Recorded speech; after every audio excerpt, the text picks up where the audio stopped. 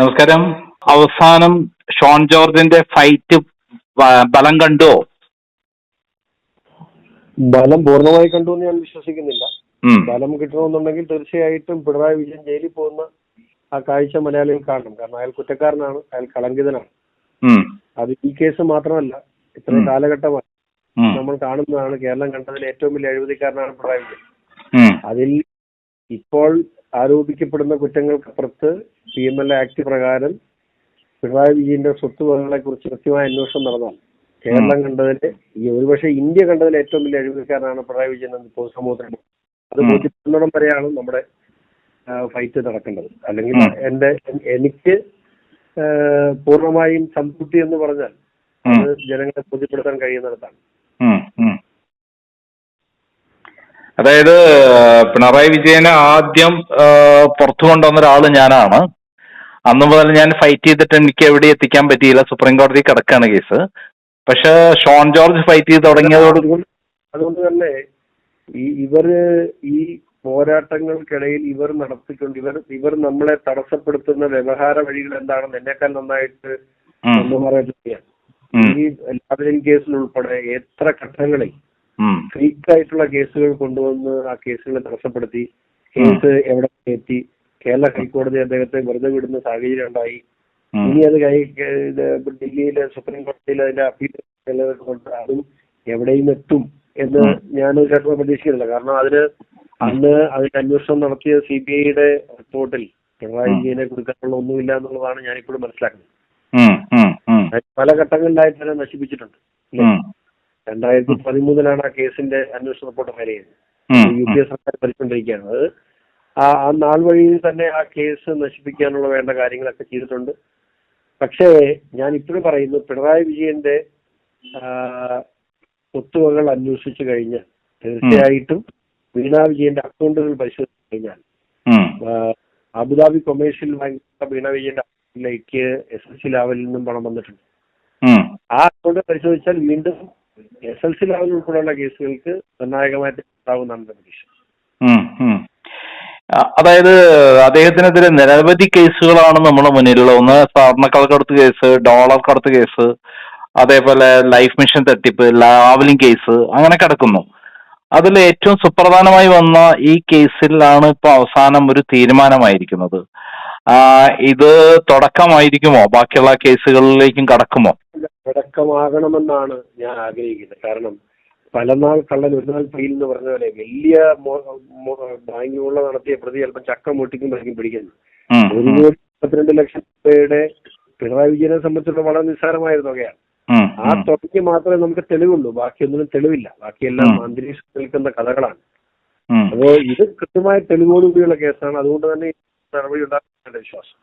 അതെ, 1.73 ക്രോഴ്സ് ആണ് വീണ വിജയന്റെ എക്സാലോജിക് അക്കൗണ്ടിലേക്ക് വന്നിട്ടുള്ളത്. ബാക്കി PV എന്ന് പറയുന്ന ആള് അറിയില്ല എന്നാണ് പിണറായി വിജയൻ പറഞ്ഞിരുന്നത്. എത്ര എമൗണ്ട് ഏകദേശം അദ്ദേഹത്തിന് കിട്ടിയിട്ടുണ്ടാവും ഈ ഇടപാടിലൂടെ? അതല്ല, അതിന്റെ അവരുടെ ഡയറി SFIയോടെ ഇതിൽ റിപ്പോർട്ട് കൊടുത്തിട്ടുണ്ട്. ആ SFIയോടെ അന്വേഷണ റിപ്പോർട്ടിൽ സമർപ്പിച്ചിട്ടുള്ള ഡയറിയുടെ കോപ്പിക്കായിട്ട് ഞാൻ അപേക്ഷ കൊടുത്തു. അത് എനിക്ക് അനുവദിച്ചു കഴിഞ്ഞ് ഉച്ചയ്ക്ക് ശേഷം അതിന് വീണ്ടും പോയി ഹൈക്കോടതിയിൽ നിന്നും ആ ഉത്തരവിന് സ്റ്റേ മേടിച്ച് നിൽക്കുകയാണ്. അതിന് ഞാൻ കക്ഷിയായിരുന്നു. ആ ഉത്തരവ് പ്രകാരം ഹൈക്കോടതിയിൽ നിന്ന് എനിക്ക് അനുവദിച്ച് കിട്ടുമെന്നാണ് വിശ്വാസം. അത് കിട്ടിയാൽ എത്ര ഉണ്ട് എന്നുള്ളത് കുറെയൊക്കെ അറിയാൻ കഴിയും. എല്ലാം അക്കൗണ്ട് എഴുതി വെക്കണമെന്നില്ല. അല്ല, എഴുതി വെക്കണമെന്നില്ല. പിണറായി വിജയൻ ഒരു സൈറ്റ് പാർട്ട്ണറെ പോലെ അല്ലേ കുറെ കാലമായിട്ട് പ്രവർത്തിക്കുന്നത്. എന്തായാലും സ്വന്തം പിതാവിനെ മുന്നിലൂടെ പിടിച്ചു കൊണ്ടുപോയ കാഴ്ചയ്ക്ക് തിരിച്ച് കൃത്യമായി നിയമപരമായി മറുപടി നൽകി എന്ന് വിശ്വസിക്കാം അല്ലെ? പൂർണ്ണമായിട്ടില്ല, ഇനിയുണ്ട്.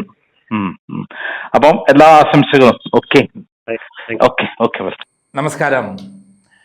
നമ്മുടെ ഈ എൻഫോഴ്സ്മെന്റ് റെയ്ഡിനൊക്കെ കാരണക്കാരൻ ആരാണ് യഥാർത്ഥത്തിൽ? വെറുതെ പൊട്ടിമുളച്ച് വന്നതാണോ എൻഫോഴ്സ്മെന്റ്? ലാവ്ലിൻ കേസ് വന്നു. അത് കഴിഞ്ഞ 10 വർഷമായിട്ട് ഡൽഹിയിൽ സുപ്രീം കോടതി കിടക്കുകയാണ്. അത് അട്ടിമറിച്ച് ജഡ്ജിമാർ കൈക്കൂലി കൊടുത്തു എന്ന് അതിൻ്റെ അദ്ദേഹത്തിൻ്റെ പിണറായി വിജയൻ്റെ അഡ്വക്കേറ്റ് MK ദാമോദരൻ എന്നോട് പറഞ്ഞിട്ടുള്ളതാണ്. തിരുവനന്തപുരത്ത് CBI ജഡ്ജായിരുന്ന R. രഘുവിന് 5 കോടി രൂപയും ഹൈക്കോടതിയിലെ ജഡ്ജ് 25 കോടി രൂപയും ഉപയോഗിച്ച് 25 കോടി രൂപയും കൊടുത്തു എന്നാണ് എന്നോട് ആര് പറഞ്ഞ MK ദാമോദരൻ പറഞ്ഞിട്ടുള്ളത്. ഡൽഹിയിൽ ഉണ്ടായ ജസ്റ്റിസ് രമണയ്ക്ക് 100 കോടി രൂപ കൊടുക്കാനുള്ള ഏർപ്പാട് ചെയ്തിരുന്നു എന്നുള്ള കാര്യം പിന്നീട് ഡൽഹിയിൽ നിന്നുള്ള വാർത്തകളിൽ പുറത്തു വന്നുള്ള കാര്യമാണ്. അവസാനം രമണ എന്ത് ചെയ്തു, ഈ ആരോപണം വന്നപ്പോൾ അതെടുത്ത് വേറെ ബെഞ്ചിലേക്ക് വിട്ടു. ഇപ്പോൾ സൂര്യകാന്തിൻ്റെ ചീഫ് ജസ്റ്റിസ് സൂര്യകാന്തിൻ്റെ ബെഞ്ചിലാണുള്ളത്. എന്തായാലും ലാവ്ലിൻ കേസ് സുപ്രീം കോടതി ഉടനെ പരിഗണിക്കാൻ പോകുന്നു എന്നുള്ള വിവരം എന്തായാലും എല്ലാ മലയാളികൾക്കും സന്തോഷകരമായ ഒരു വാർത്തയാണ്. എന്നാൽ നമ്മൾ അതിനെക്കുറിച്ചല്ല പറയുന്നത്. ഇന്നലെ ഉണ്ടായ സംഭവവികാസങ്ങൾ, പിണറായി വിജയൻ്റെ ഒരു വീടല്ല പല വീടുകളിലാണ് യന്ത്രത്തോക്കുമായി പോലീസ് കേന്ദ്രസേന എത്തി വളയുകയും പുലർക്കാലത്ത് പിണറായി വിജയൻ എഴുന്നേൽക്കുന്നതിന് മുമ്പ് അദ്ദേഹത്തിന് തോക്ക് ചൂണ്ടി എഴുന്നേൽപ്പിച്ചതും നമ്മൾ ഇന്നലെ കണ്ടതാണ്. മകളെയും എല്ലാവരെയും തോക്ക് ചൂണ്ടി ഒക്കെ എഴുന്നേൽപ്പിച്ചു. അപ്പോൾ ഇതിനൊക്കെ കാരണക്കാരനായ ആൾ ആരാണ്, എന്താണ് കാരണം? കാരണക്കാരനായ ആൾ എന്ന് പറയുന്നത് PC ജോർജിൻ്റെ മകനാണ്. അത് ഷോൺ ജോർജാണ്. ഷോൺ ജോർജിനെ പിണറായി വിജയനോട് ഏറ്റുമുട്ടാൻ കാരണക്കാർ എന്താണ്?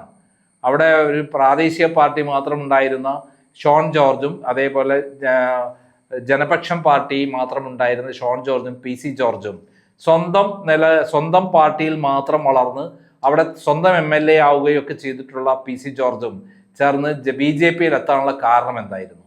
അത് വ്യക്തമായ ലക്ഷ്യത്തോടെ ഉള്ളതായിരുന്നു. അതിന് കാരണം അദ്ദേഹത്തിൻ്റെ വീട് വളഞ്ഞ് ഒരു ദിവസം PC ജോർജിനെ അറസ്റ്റ് ചെയ്ത് പോലീസ് കൊണ്ടുപോയ രീതി നേരിട്ട് കണ്ട് വിഷമിച്ച മകനായിരുന്നു ഷോൺ ജോർജ്.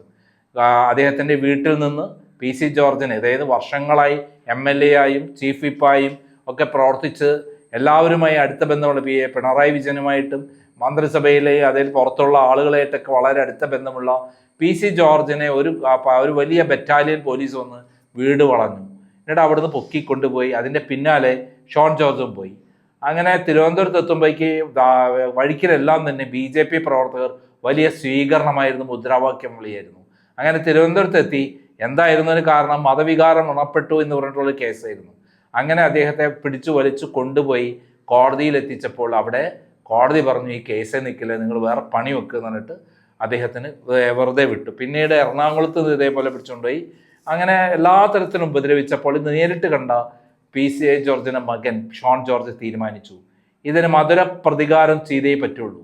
ആ മധുര പ്രതികാരമാണ് ഇപ്പോൾ കൃത്യമായി പറഞ്ഞ ഷോൺ ജോർജ് തുടങ്ങിയിരിക്കുന്നത്. ഇത് തുടക്കമായിട്ടുള്ളൂ. പിണറായി വിജയനെ അറസ്റ്റ് ചെയ്യുന്നതുവരെ എൻ്റെ പോരാട്ടം തുടരും എന്നാണ് ഇന്നലെ ഞാൻ അദ്ദേഹത്തെ ഇൻ്റർവ്യൂ ചെയ്തപ്പോൾ പറഞ്ഞിട്ടുള്ളത്. അദ്ദേഹം പറഞ്ഞ വാക്കുകളാണ് തുടക്കത്തിൽ പറഞ്ഞിട്ടുള്ളത്. അതായത് ഷോൺ ജോർജ് പറഞ്ഞിട്ടുള്ളത് എന്താണ്? പിണറായി വിജയനെ ജയിലിൽ അടയ്ക്കുന്നവരെ എൻ്റെ പോരാട്ടം തുടരും. ഇതൊന്നും ആയിട്ടില്ല, തുടങ്ങിയിട്ടേ ഉള്ളൂ. അതായത് കരിമണൽ കർത്തയുമായുള്ള ഇടപാടിൽ ഏകദേശം 5000 കോടി രൂപ പിണറായി വിജയൻ ഉണ്ടാക്കിയിട്ടുണ്ടെന്ന് നേരത്തെ ഞാനുമായുള്ള ഇൻ്റർവ്യൂവിൽ അദ്ദേഹം പറഞ്ഞിട്ടുണ്ട്. ആ കരിമണലിൻ്റെ വില എന്താണ്, അതിലുള്ള ഇൽമിനേറ്റ് മാത്രമല്ല യുറേനിയം അടക്കമുള്ള സമ്പുഷ്ടമായ ധാതുക്കൾ ഉണ്ടെന്നും ആ ധാതുക്കൾ വളരെ വില കൂടിയത് കോടാനുകോടി രൂപ വിലയുള്ളതാണെന്നും അങ്ങനെയുള്ള സംഭവത്തിൽ ഇവിടെ ഇതെല്ലാം കടത്തിക്കൊണ്ടു പോകുന്നതിൽ പിണറായി വിജയന് കൃത്യമായി പങ്കുണ്ടെന്നും ശരിക്കും പറഞ്ഞാൽ ഈ CMRL കമ്പനി കർത്ത നിരപരാധിയാണെന്നും അദ്ദേഹം എന്നോട് ഇൻ്റർവ്യൂവിൽ പറയുകയുണ്ടായി. അദ്ദേഹം തന്ന ഇൻ്റർവ്യൂ വളരെ ഡീറ്റെയിലുള്ള ഇൻ്റർവ്യൂ ഞാൻ പ്രസിദ്ധീകരിച്ചിട്ടുണ്ട്. ഇപ്പോൾ ഒരു ചെറിയ ഇൻ്റർവ്യൂ ആണ് ഞാൻ തുടക്കത്തിൽ കൊടുത്തിട്ടുള്ളത്. നമുക്കറിയാം PC ജോർജ് നേരത്തെ പിണറായി വിജയനെതിരെ ലാവ്ലിൻ കേസിൽ എന്നെ സഹായിച്ചിട്ടുള്ള വ്യക്തിയാണ്. എനിക്ക് എല്ലാവർക്കും അറിയാൻ വേണ്ടി പറയാണ്, എൻ്റെ ഓഫീസ് കത്തിച്ചത് 2005 ഫെബ്രുവരി മാസത്തിലാണ്. അന്ന് പിണറായി വിജയൻ്റെ ഇപ്പോഴത്തെ മരുമകനായ മുഹമ്മദ് റിയാസിൻ്റെ നേതൃത്വത്തിൽ ഗുണ്ടകൾ വന്നിട്ടാണ് എൻ്റെ ഓഫീസ് പെട്രോൾ ഒഴിച്ച് കത്തിക്കുകയും അവിടെ നിന്ന് രേഖകളെല്ലാം കടത്തിക്കൊണ്ട് പോയത്.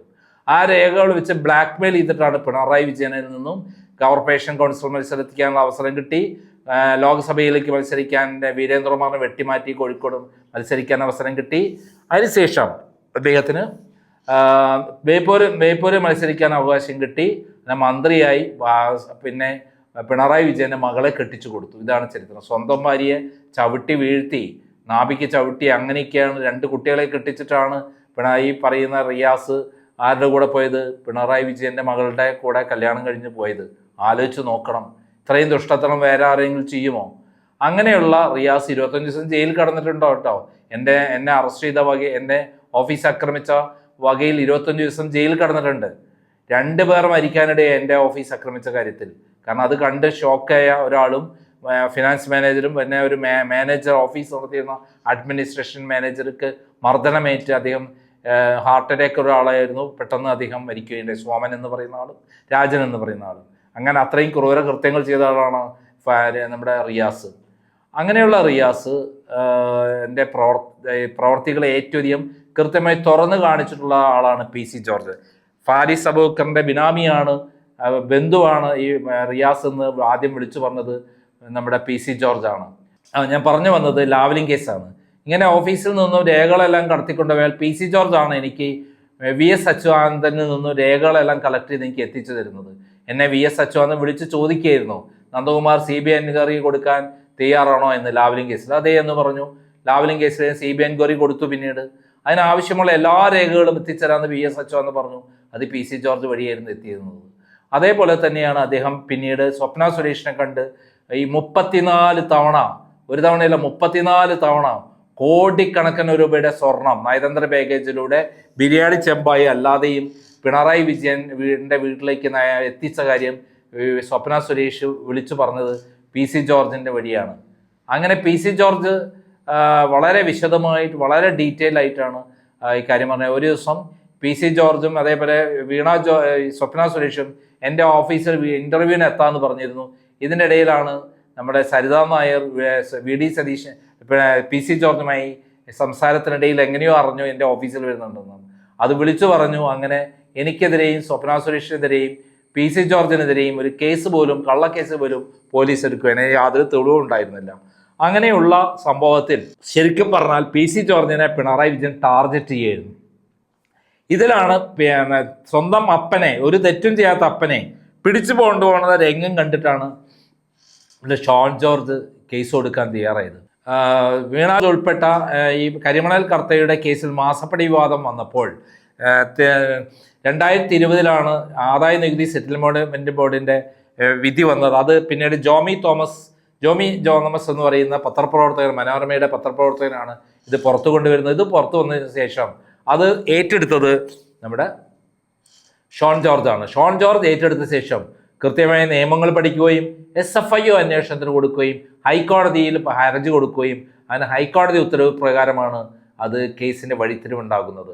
അദ്ദേഹത്തിൻ്റെ ധീരമായ ശക്തമായ നിയമപരമായ പോരാട്ടമാണ് ഇപ്പോൾ പിണറായി വിജയന്റെ വീട്ടിൽ പോലും റെയ്ഡിന് കാരണമായത്. ഇപ്പോഴും ഷോൺ ജോർജ് സംതൃപ്തനല്ല. പിണറായി വിജയനെ അറസ്റ്റ് ചെയ്യുന്നത് വരെ അടങ്ങിയിരിക്കില്ല ഞാൻ എന്നാണ് അദ്ദേഹം പറഞ്ഞത് എന്നോട് ഇന്റർവ്യൂവിൽ. അതാണ് തുടക്കത്തിൽ കൊടുത്തത്. നന്ദി, നമസ്കാരം.